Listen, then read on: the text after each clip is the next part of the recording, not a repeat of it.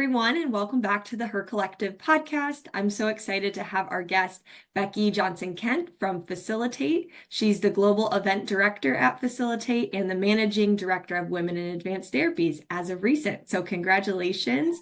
And I'll pass it to you to tell us a little bit about yourself and what you do. Sure. Thanks, Alyssa. Lovely to be speaking to you. And thank you for inviting me to join you on this podcast. There's not so much to tell, but I guess the main thing is I've been with Facilitate now for 4 years. When I joined Facilitate, it was to sort of produce and look after the content of our agendas. And I've obviously grown in the role since then, but I've been looking after and growing women in advanced therapies right from the start. Really, it's something that I've been incredibly passionate about since joining Facilitate. And not as a scientist, or indeed I don't have any kind of a scientific background myself, but it has given me great joy to be able to support what a quite frankly amazing community this is within advanced therapies. And if I can give back in some little way by bringing everyone together, then that makes me very happy. So. And you're in good company because I also do not have a technical background, but it's always great to be part of the space. And those people that have the other skill sets are important too. So absolutely. Yeah, thanks again for being here, and we'll dive in. Starting with, can you tell us a little bit more about Women in Advanced Therapies and what inspired you to create that? Yeah, so Women in Advanced Therapies was, it wasn't even called Women in Advanced Therapies. So when I joined Facilitate, obviously post-COVID, that seems like a very long time ago now.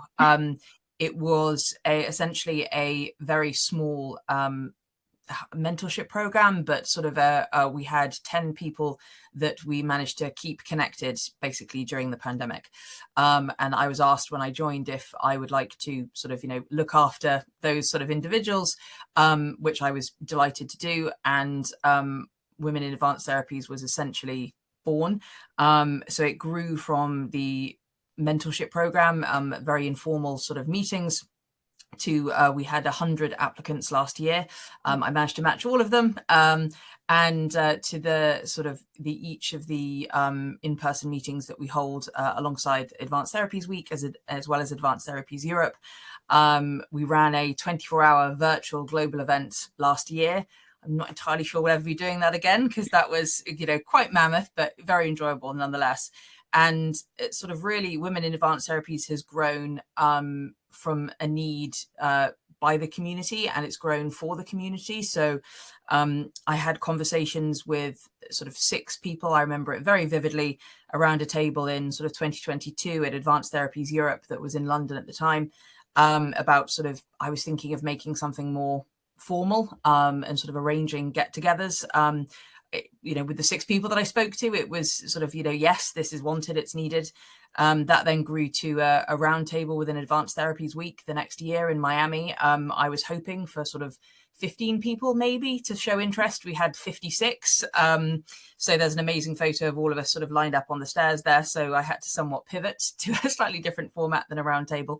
And then it's sort of grown from there. And we now have our Women in Advanced Therapies Congress, sort of either side of our in-person events. And as someone said to me once, it's kind of like the hen do, or for our American listeners, the bachelorette party sort of before the wedding. So, and I think that's a really lovely way to sort of think about what Women in Advanced Therapies is in general, because it is just all about connecting people. It's all about making sure that those that want, have to meet one another, sort of make those connections, join that network. And I should say from the outset, it is not just for women. It is also for all of our amazing male allies as well, of which we have many.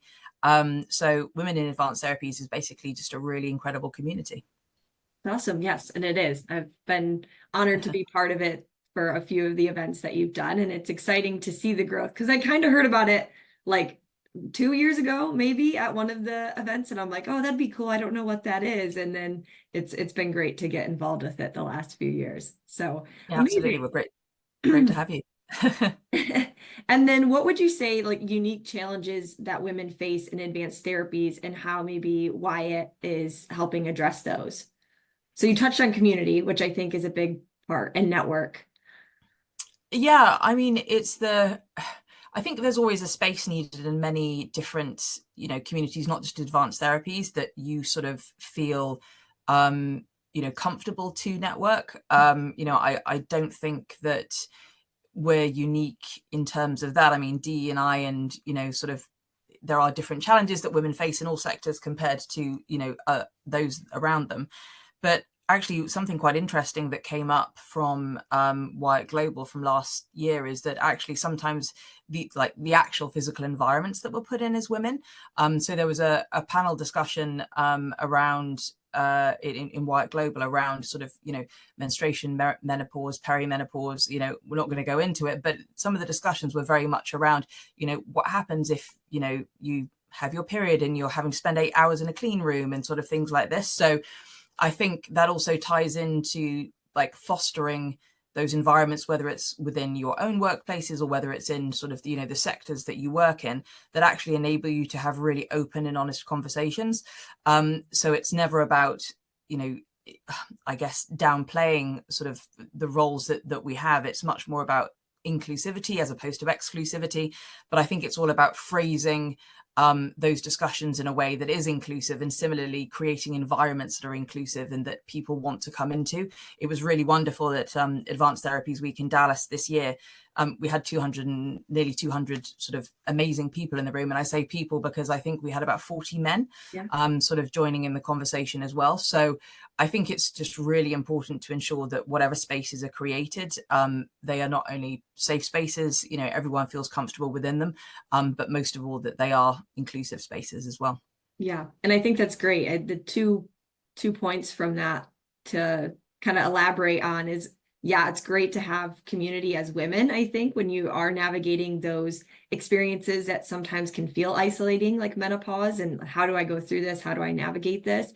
So to have those resources in a common community is great. But I also think the importance of, bringing men into the fold in the conversation is also important to help them understand how to be part of it and how to support their peers that are women, and know that it's not something that holds us back. It's just different, and we might do things differently. And so I think it was great to see that this year of, the 40 men around that in the room. Very exciting. And then kind of going off of that, what role does networking and peer support play in advancing women's careers in the field? I know, kind of thinking about that event too, it was really interesting to hear the finance and the female founders speak to, getting funding for their startup or their biotech company. So maybe speak to that and how networking can be beneficial there. Yeah, so I mean, as you allude to in my sort of welcome address, sort of this year at Advanced Therapies Week, it's like there are many sort of facts and figures that back up that actually investing in women is really good business. So, but unfortunately, there are also other stats to say that men are more easily, let's say, investable. So it's very much about alluding to your other point. Having that balance between sort of, we're not saying that you should be invest in women just because it's, the right thing to do, but there is data to prove that it should be something that is done. But on top of that, and again, I think I've said this in, a welcome address a couple of years ago, like people do business with people. You don't have companies, doing business with just other companies. It's always about the connections that you make and, how those are made.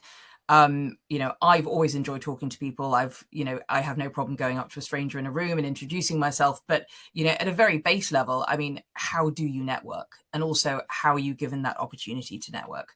I've sort of listened to discussions and podcasts and TED Talks around, quite literally, almost step-by-step guides of, this is actually the best place in the room to be when you network. Like, if you're going into a room, make sure you don't, head straight for a corner and, sort of stay there and hope that people are going to approach you. What is the easiest way to, go up to someone and introduce yourself, have things to discuss in, beforehand and things like that. So, I'm not saying that we will teach anyone how to network per se, but it is creating, again, coming back to an environment where that if you're going to walk into a room, I'm sure there are many people, myself included, can be an anxious time walking into a room full of strangers, whether it's to give a speech or to just, sort of see who's in the room. But also it can be really exciting because it's an opportunity at the end of the day. And I think just on a very base level, if you know that you're walking into a room where everyone is, I would say almost 100% of the time going to be incredibly friendly, incredibly welcoming, like that's the first hurdle. And, I've never heard of anyone at, any of sort of the events that I've been to, or indeed any of the events that we've hosted, where they've had a negative experience in terms of, those individuals that they have met. So I think that's sort of a base starting point. And then the importance of building your network is you never know where it's going to lead. So, not only will you undoubtedly meet some incredible people, on a personal level, but through my career, I used to be in real estate. I've now moved to, so obviously this space, but it was actually my first role within this space because of my network that I managed to get. So, and that could sound incredibly cynical in terms of like, what can you get from people? But actually it's just really lovely developing those relationships, friendships, with no other agenda than to get to know someone, and you never know where they might lead. Definitely. So. And I've seen that in real life too, play out with this industry in general. As I've managed events at Thermo Fisher. And so, over the years, as I've attended, I've met so many people, and even being connected with you and people like Priya that now are, friends that you see at events. And it's always great to connect and just have those people in your corner. Whether you're looking for a job or not, or even just career advice, or, to the topics of just sharing commonality of experiences is so important. So, yeah. Yeah, absolutely. So, yeah, get out there and speak to people. That's all networking is. And then thinking about a little bit, shifting gears slightly, but to the point of some of your opening remarks that you've made in Wyatt, and just thinking about women in leadership, what would you say, or why is it crucial to have more women in leadership positions, specifically in advanced therapies, or you can speak in general too? Again, I mean, I don't know enough about the science to speak to that. However, just in terms of the people, I mean, again, it comes down to diversity, and diversity is, it's such a buzzword, at the moment. It always has been, but having a difference or of opinion, but a diverse opinion, diverse characteristics, diverse personalities, it's only ever going to be a growth sort of mindset that you want to find yourself in. If you're surrounding yourself as, even as a female CEO, with effectively women or men or whoever it might be, sort of a one-track mind is just never good for any industry whatsoever.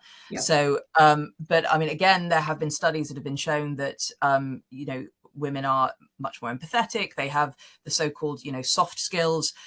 They are differing ways of management, whether it comes to the C-suite or whatever it might be. But I think at a fundamental level, more women should be involved, because at the moment it is still, majority male dominated in most fields, although I will say, compared to other fields that I've sort of worked within, such as, finance, it's a cliche, but, that is incredibly male dominated. Life sciences and advanced therapies in particular, the balance is certainly being readdressed.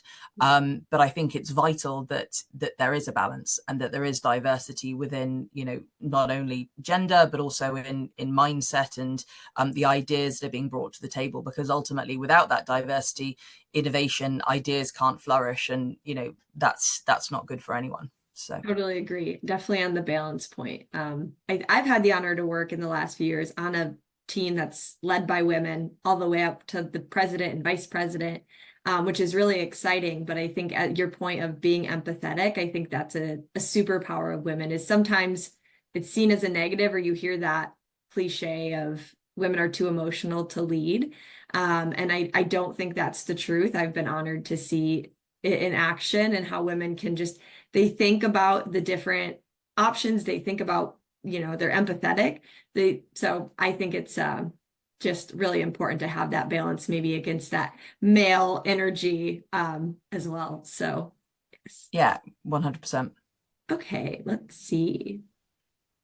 What impact do you hope to see from the work Wyatt is doing in the next 5 to 10 years? So I know that's a big runway, but maybe we'll say 5 years. I say goodness. Yeah. So, I mean, sort of going by the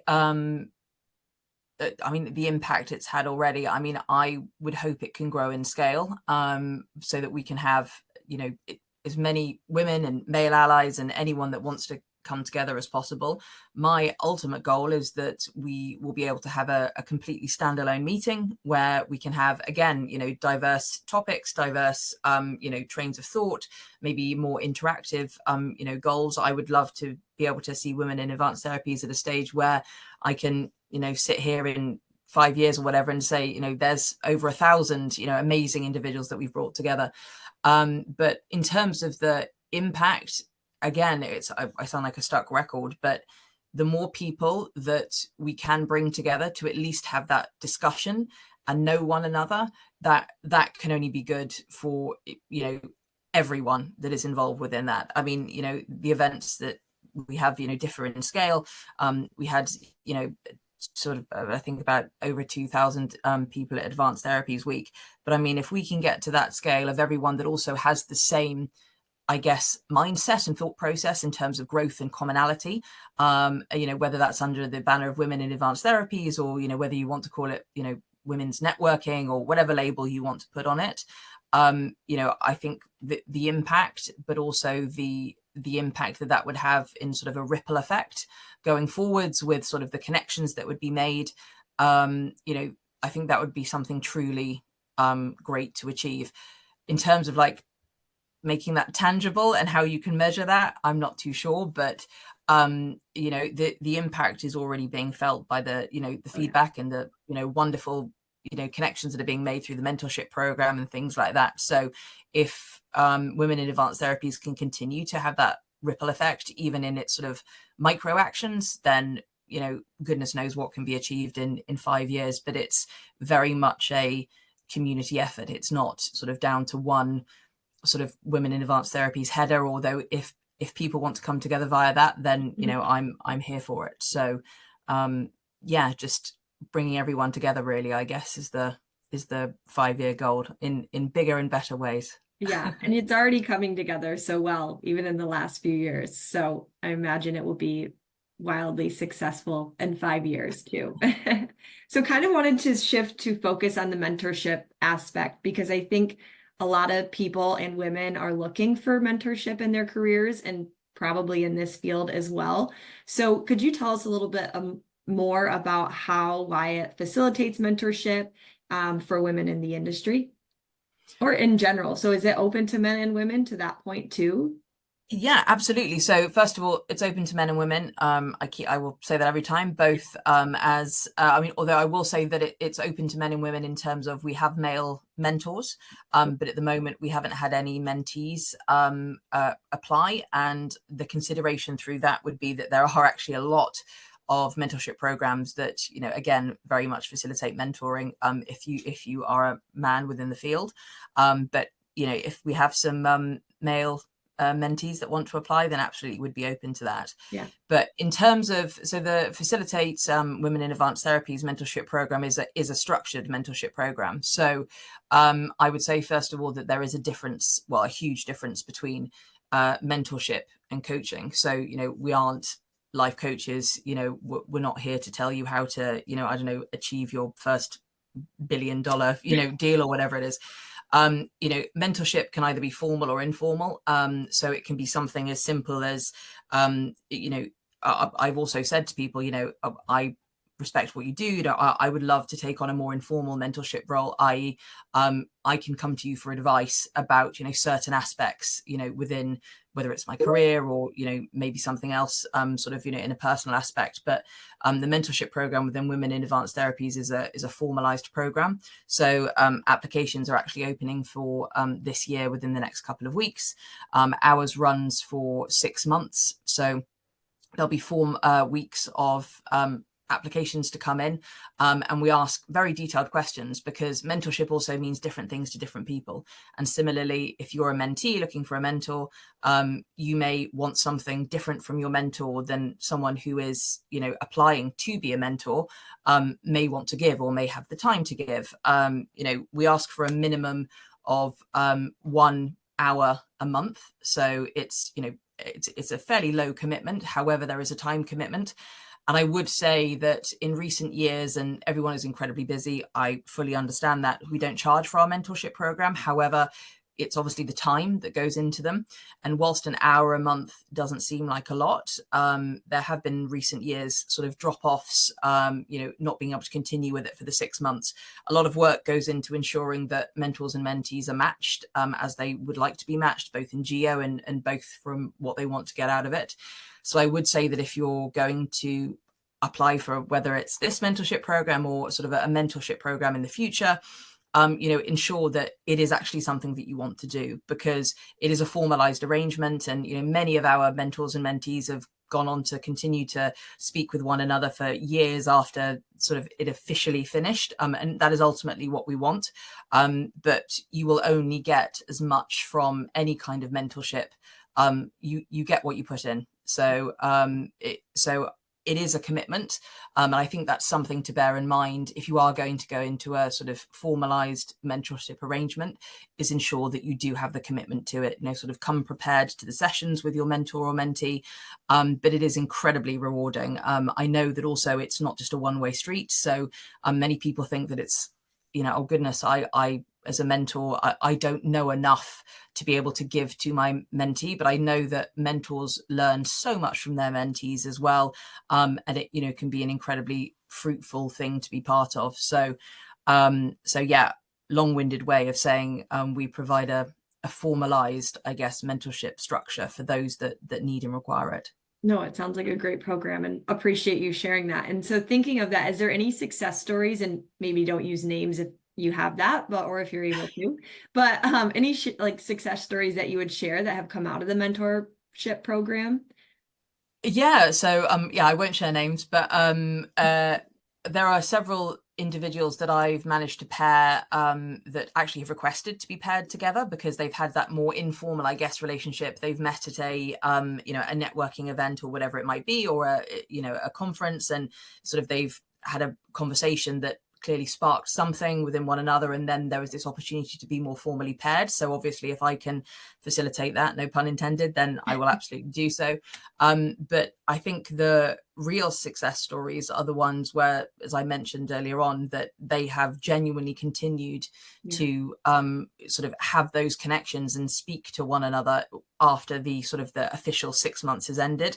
And I mean, I say that to everyone, you know, when they join as well, is that it's, you know, this is a structured program for 6 months, but please do continue to, you know, connect if that's what you want to do.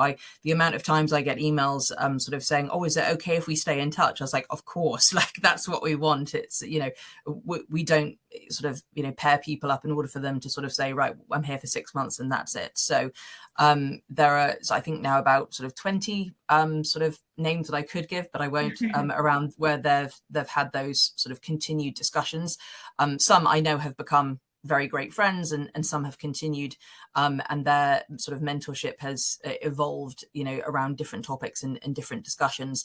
And they sort of, and what I really love is when they meet up, you know, again, at our events or at a different event, and you get those stories of saying, oh, hey, we were, you know, talking virtually for, you know, 6 months, and then we got to meet at this thing, and it was so lovely to see people in person. And I've been sent, you know, photos of them together meeting for the first time, and it's just really lovely to see. And, you know, it's again, sounds, you know, very cheesy, but it warms my heart. So No, totally relate with her collective having a similar focus of bringing women and bringing people together. Those are my favorite moments, when people meet at an event or meet at some kind of meetup, and then you hear that it leads to a friendship or a connection outside of the event. And similar thing, that's what really keeps me going.